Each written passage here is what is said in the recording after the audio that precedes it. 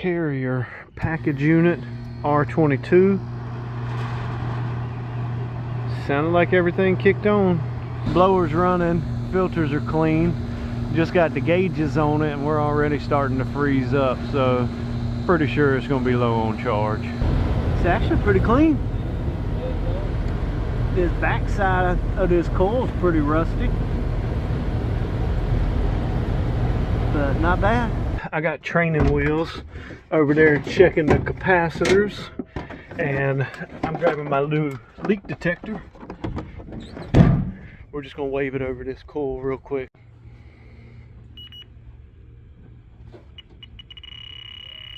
Doggone.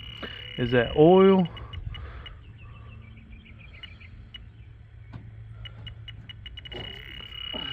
It's going off on both of the Schraders. So is that oil or is it really leaking? We'll put some bubbles to it. Damn.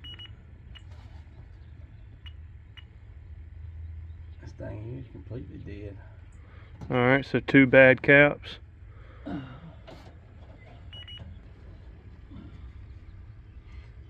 see what size it is. Oh yeah, down there at that bottom corner.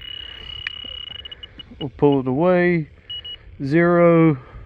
Go back to it.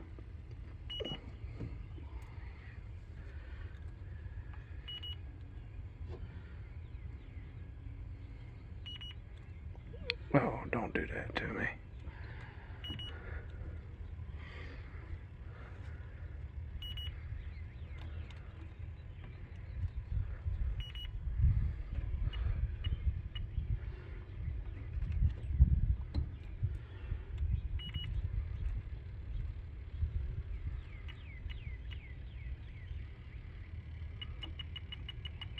Oh yeah.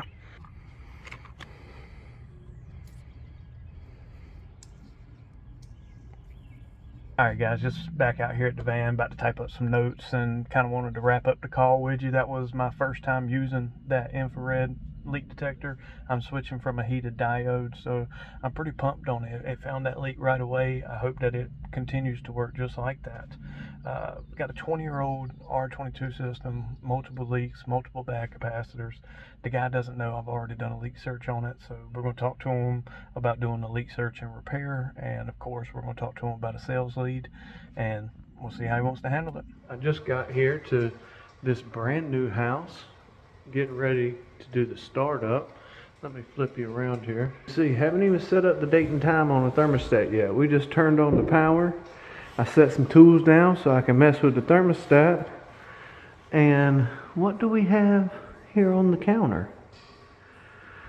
And down on the floor.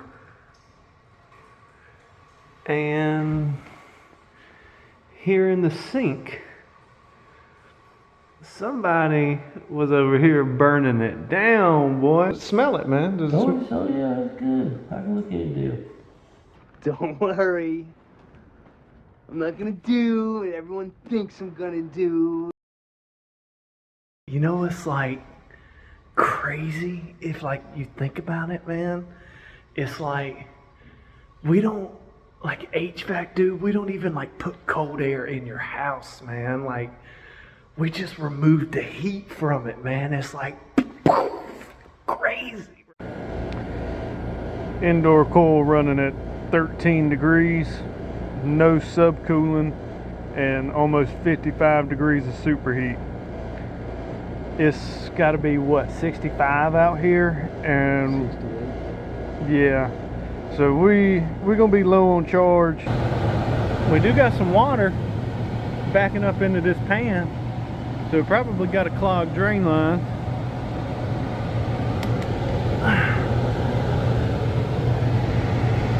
I don't see any ice on the coil. Opened up this panel here and it is just covered in this dust. Come to find out they had some brick pavers installed, and I am sure they were running this unit while those guys were doing it, and so now this coil is coated in that dust. So we need to get this thing cleaned up. We need to get that drain line cleared, which it is still dripping, but there's some gunk in that P-trap. I could feel it with my fingers. and that pan is full of water.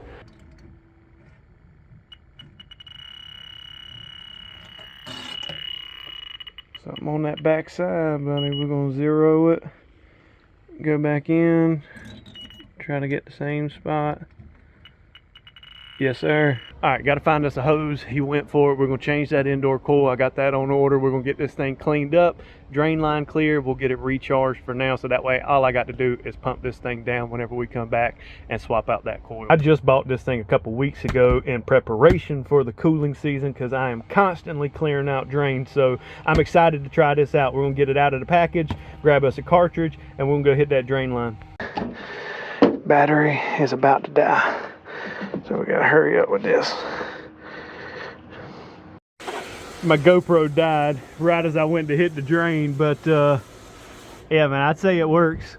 That's all I'm gonna put in it for now. That ought to hold us over till we get back here, and we'll top off whatever's left after that. 7 o'clock after hours call just came in.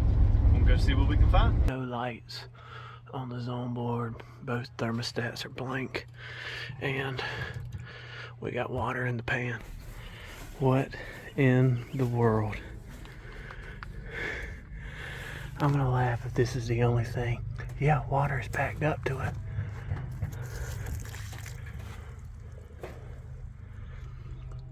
Well, it's not exactly running out of there. I don't know why somebody would turn that upside down. Look at that. Haven't even hit it with anything. Just turn that over and we're draining just fine. Wow. Somebody is gonna feel real dumb. So the drain is draining, but we still gotta get that water out of that pan. And to do so, we're gonna use my new drill powered drain pump prototype thing. I don't exactly know how this is gonna work.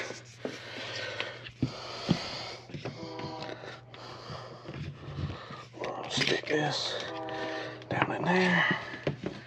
This we're gonna clamp right to there. Oh.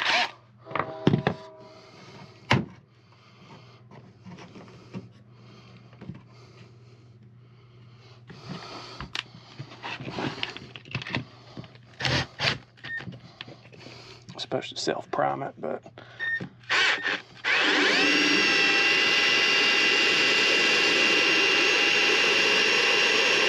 unit is back on and running.